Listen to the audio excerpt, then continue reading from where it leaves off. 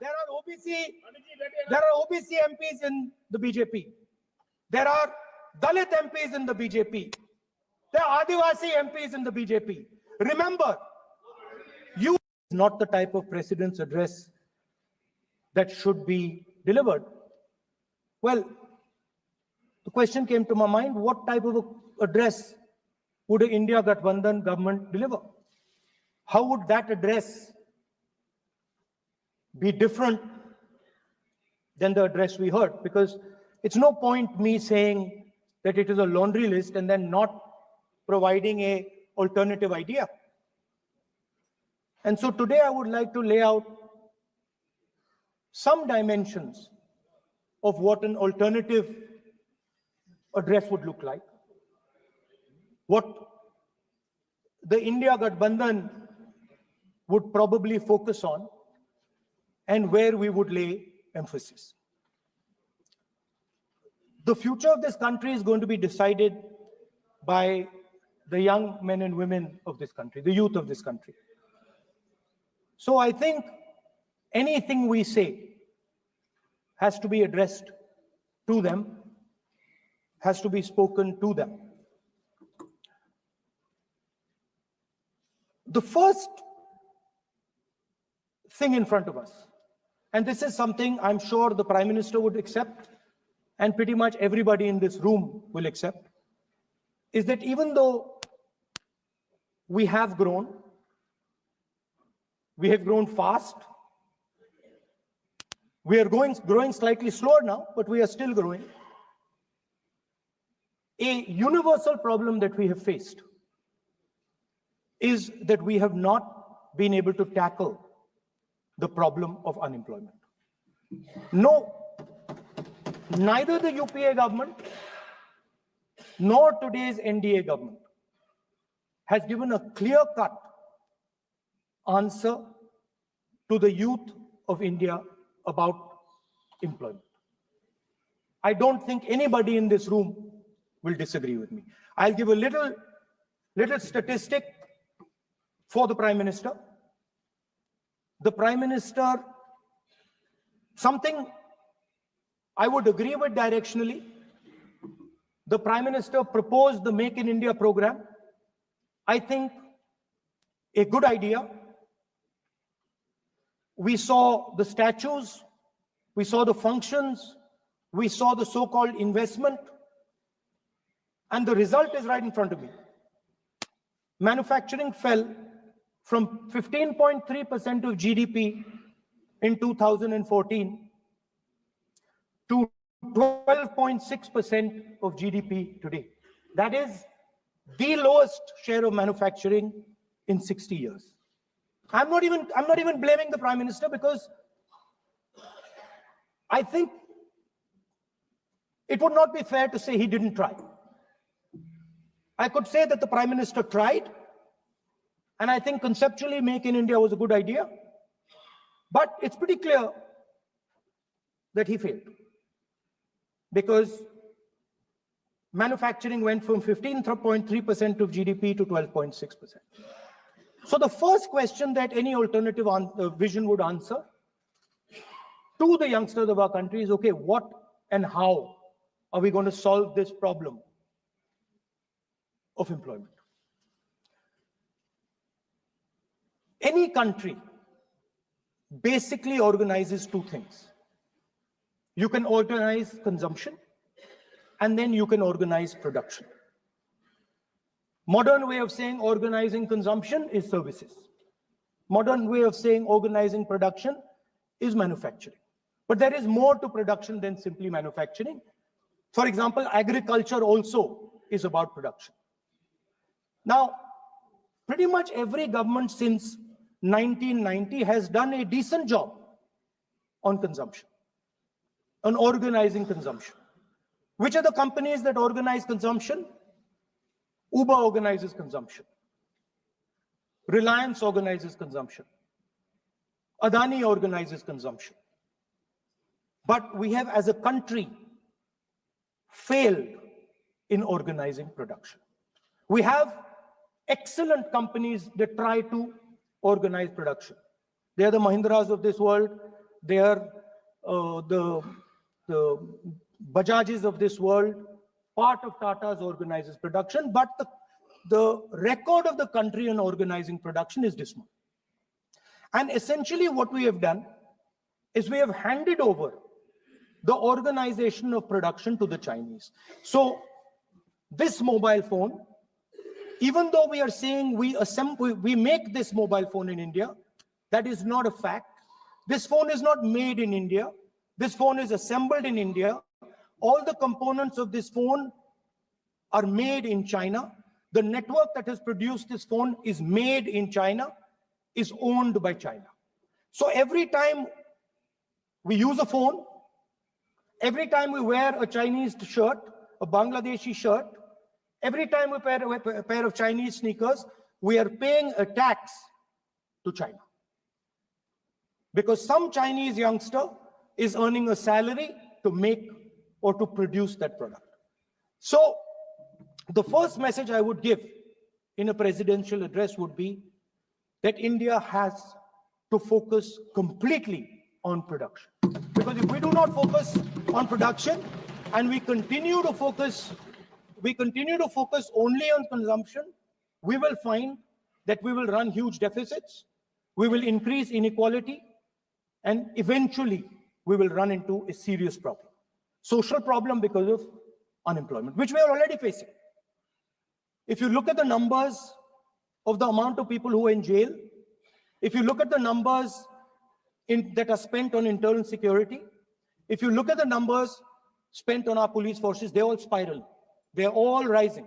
And everybody understands that social tension is on the rise in India.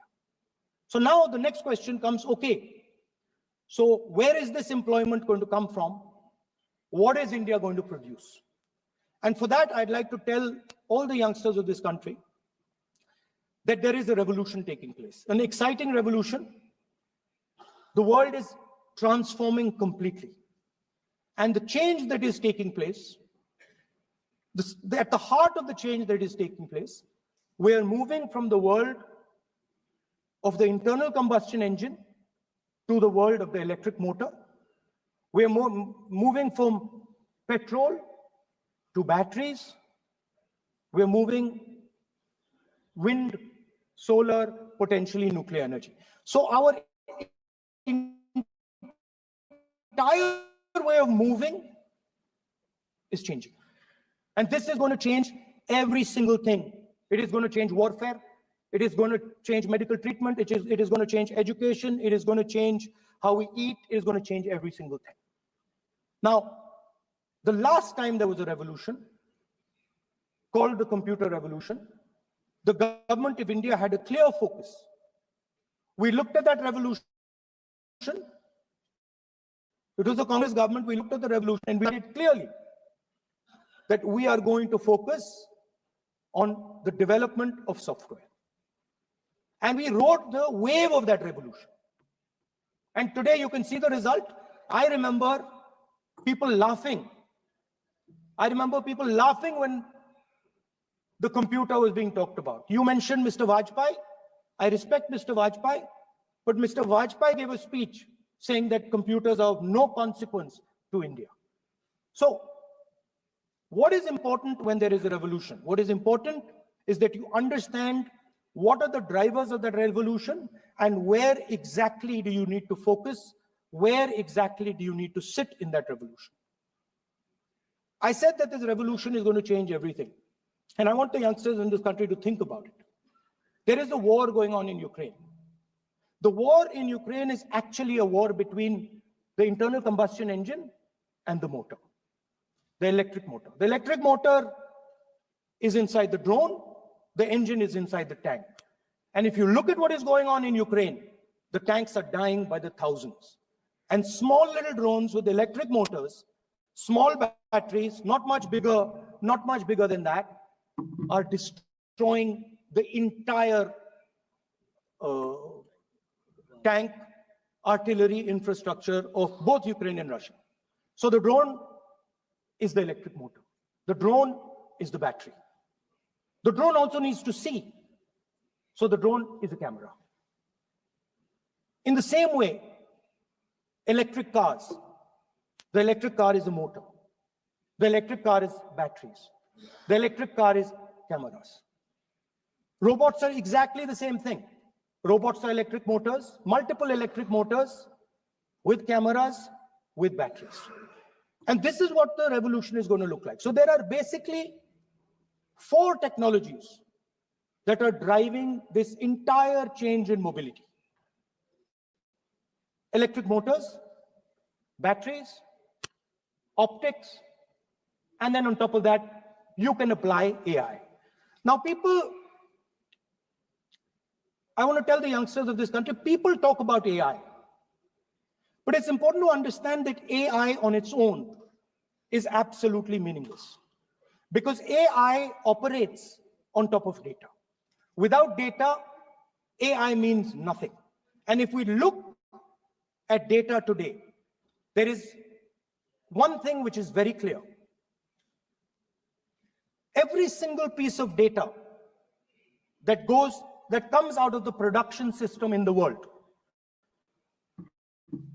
the data that was used to make this phone, the data that is used to make electric cars, the data that is used to make basically all electronics on the planet today is owned by China. And the consumption data is owned by the United States. In China, the consumption data is owned by China, but in India, companies like Google, companies like Facebook, companies like Instagram, X, they own our consumption data. So if India wants to talk about AI, it has to first answer the question, what data is going to power that AI? And the answer today is India does not have that data. Neither does India have production data, neither does India have consumption data. We have handed our consumption data to the big American companies, and the production data we don't have anyway. So what would that vision look like? The first thing, we would start getting youngsters excited about this revolution. We would start to introduce the idea of a completely new way of moving, a complete revolution in how things move.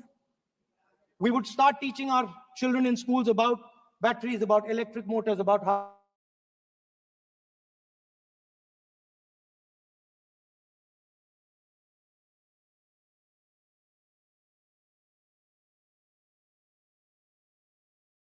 work so that we can get access to production data. Now, what would we focus on? We would not give you a laundry list.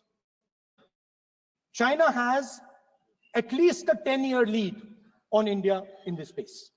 China has been working on batteries, robots, motors, optics for the last 10 years, and we are behind.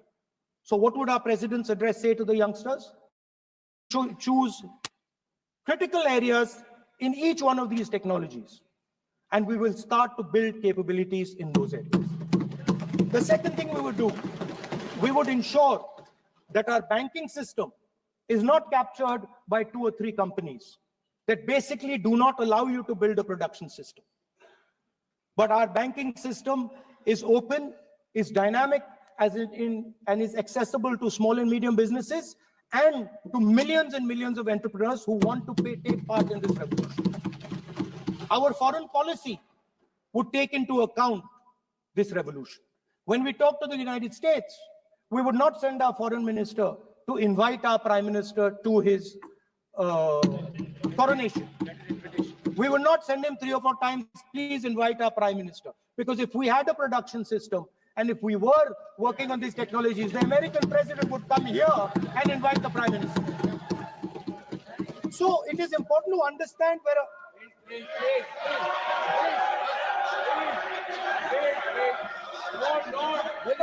foreign policy. Leader